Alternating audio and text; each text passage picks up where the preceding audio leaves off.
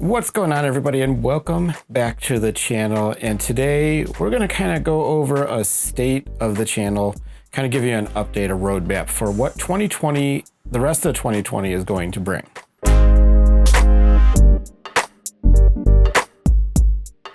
So as you may have noticed, I haven't done a lot of content again. I've kind of in another one of those dry spells that I tend to get into when I don't really have a whole lot that I feel necessary to cover. Really what it comes down to is a couple of things. The first thing is I wasn't feeling all that great for a portion of the year. Again, I've been battling, I guess you would call it a digestive issue. I don't really know what it is, and frankly, you probably don't need to know. I've been feeling better of late, and I'm kind of getting myself into a new groove, and that's kind of why I wanted to talk and kind of go over what to expect. Obviously, things look different in here. And so one of the things that I think is important to explain is the other roadblock I was facing was my room layout. It was not good. It wasn't great for filming, and it was really made more for streaming using a green screen that I never really truly got into. So I decided to reconfigure things. It's a little bit of a jumbled mess back there. So if you look back at the, I don't want to bump this again. If you look back at the tower and you see wires it's not very well cable managed, and frankly, I don't care. It's managed well enough for me, and I know where everything is routed, and frankly, I change things so much that it's really hard for me to just kind of bundle and forget. In fact, I'm probably going to be moving stuff even more, but I did reconfigure the room, and what this has allowed me to do is really open things up, because one of the complaints that I've seen in previous videos was the sound was okay, but the lighting wasn't very good. And I really wanted to try and tackle that in this setup, in this room. And I kind of started to think, if I change the layout of the room to not worry about having to use a green screen for Twitch, what can I do? And this is what we ended up with. So there's a TV over here to my right. That TV was previously where the computer actually is at this point.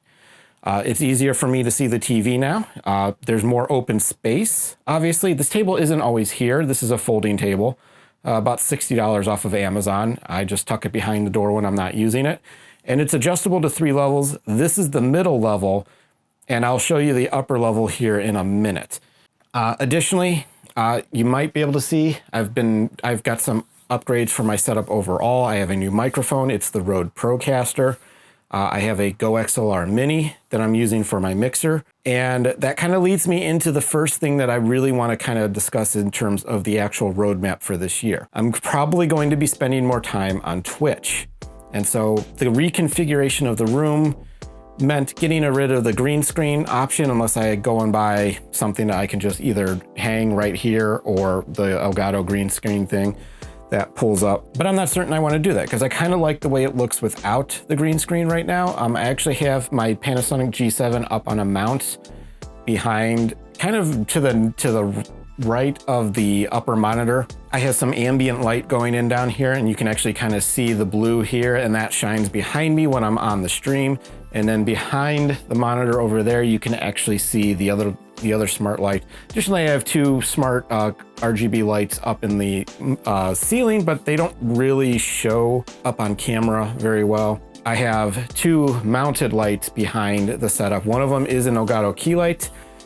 The other is something I kind of rigged together, and I can use a remote to adjust it, but they're both very adjustable. They're both very bright at their fullest brightness, and they both do a really nice job of giving the even light that I want for when I am actually streaming. There is a webcam off in the corner, Logitech C615, that I use for a room view. So I'm getting into streaming more. So if you haven't checked me out on Twitch, www.twitch.tv/DavyCracker80, I plan on doing more of that this year.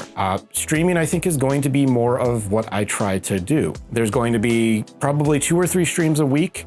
One or two of them will be games. I'll probably do a tech one every couple of weeks or so. I kind of want to get into like a tech, not really, I don't know if I want to call it a podcast, but just a general show to talk about tech, because there's always something going on. There's always new products coming down the pipeline, and I do like talking about them. And I know that a lot of people don't like these talking head videos on YouTube, but if I'm on Twitch, I can interact with chat. We can discuss the latest tech products, the latest what you can do for streaming. there's a lot of stuff that we can do in that regard. So that's the first thing that I'm going to be attempting to do, is stream more. So you'll see the tech streams get either uploaded or exported to this YouTube channel. You won't miss them if you don't watch the streams, but I also know that people don't always like watching those. So they're gonna stay in their own playlist. It's already up on the channel. It is the Twitch live stream playlist. There's only 2 videos in there right now because that's really all I've done. There will be a third one here. I did kind of tear apart the old Panasonic G7 that had stopped working, and I did replace it, so that's what's up there now as a replacement G7. And I'm gonna put that tear down because I got it apart, got inside of it, and actually got the LCD screen to work again, but the camera was still not functional. So that's why I ended up with getting a replacement for that camera. But overall, it actually makes a really good stream webcam. It's just the lack of autofocus can be problematic. You gotta make sure you set it before you get started. So streaming is the first thing, but I'm not gonna leave you guys in the dark. There will be some original content. I do have, let me get it up here, a new microphone. So this is the Azdeon Pro-XR. This is a wireless microphone system. It runs about $250. I wanted to go with this because for a couple of reasons. One, the way I'm doing it now is with a purple lavalier mic into a Zoom H1 recorder, and that's been fine. It's not that difficult to match up the audio, and once I've gotten it matched up, I can go ahead and process it, and I do a little bit of tweaking to the audio to kind of make it sound a little bit better, and I move on. But if this does what I hope it does, this is one less step I have to do in the editing process, because this can go directly into the microphone. It can actually mount it to the side of the mount that my field monitor is sitting on. So for those who can't see the camera, on top of it is a little 7-inch field monitor that allows me to see what's going on a lot better. And on the side of it is another hot shoe mount, and this can go right on there, plugs directly into the camera, has a pretty long battery life with up to 20 hours of runtime. So pretty solid. The few videos I saw on it looked pretty promising. I'm gonna be testing this thing out over the next couple of weeks to kind of make sure it works the way I want it. But the other thing I thought about using it for is for tech streams, because one of the problems I've run into in the past is trying to figure out microphone placement. If you've watched the PC build I did for my niece, one of the things I had to kind of work around was the placement of the microphone. I wanted to keep it in a spot where you could hear, and it just didn't always work out so well. And this mic is even more direct. This is a dynamic mic, so it doesn't pick up quite as well. So I thought, well, we could give this a try, because this can go directly into the mic. This could theoretically go directly into the Go XLR Mini.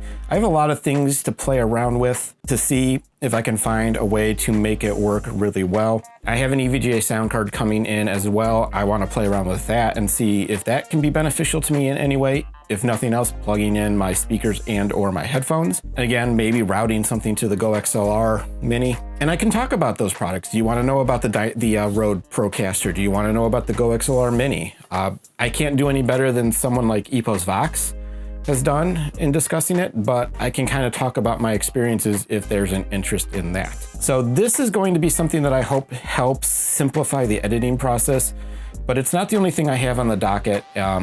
In the next couple of weeks, I do want to do a Q&A. So if you have questions about videos you've seen on the channel, questions about the setup, question about things that I've talked about in previous videos, leave them down in the comments below. I'm going to be pulling a lot of those questions from previous videos because I get a lot of repeat questions. For example, one frequent question I get is 5-volt 3-pin RGB. Is it compatible with 12-volt 4-pin? The answer is no. There's no adapter. You can't do it. Please don't try. But I get that question probably twice a week on an assortment of videos that I've done on the RGB products. I also have had requests to demonstrate and talk about the RGB ecosystem I have in my computer over there. And I kind of want to do that in tune with maybe a discussion on the state of RGB right now. There's a lot of good, but there's also a lot of bad. I do want to do a video on that, and I think I can give some pretty good insight on RGB ecosystems. I think one of the big mistakes people make is too many different ecosystems requiring software. I also think people make other mistakes in terms of RGB. There's compatibility issues. There's all sorts of problems with RGB. RGB is a little complex and it is a bit annoying. So I do want to do a video on that. I also want to do a discussion on hard drives. And this is not for the tech enthusiast. This is not for someone who's in the know with it when it comes to PCs and specs and all that. This is for the average person who doesn't even know what kind of hard drive they have or confuses hard drive with memory. I get that one a lot. How much storage do you have in your computer? I have 8 gigs. And then I realized they're talking about their memory, their RAM. So I want to do a discussion on that, talking about M.2 NVMe versus M.2 SATA versus SATA SSD versus mechanical drives, and kind of lay it all out for someone who's new to PCs. Particularly for people who maybe are looking to make their computers go a little bit faster, who are on an old mechanical drive. Switching to an SSD makes all the difference in the world, and they don't even ever fully realize it. So I do want to cover that kind of stuff. But for now, let me give you, before I finish this up and kind of give the final things that I want to do for the remainder of the year, let me show you another way that I can do things in this room that I think will make things very, very helpful, particularly when it comes to building PCs. Now, I know for this, you're gonna see the 2 lights that are behind me. I can tweak that for the actual videos, and more likely when I'm actually building a computer on stream or anything like that, the camera is gonna be pointed more down. I'm likely going to be focusing the camera on what I'm building. If I'm demonstrating the product, I will likely be doing it sitting. So this really will probably only be used for builds, because this puts it pretty much at my level. It's sturdy enough. It is a little wobbly, but this table can hold 200 pounds centered.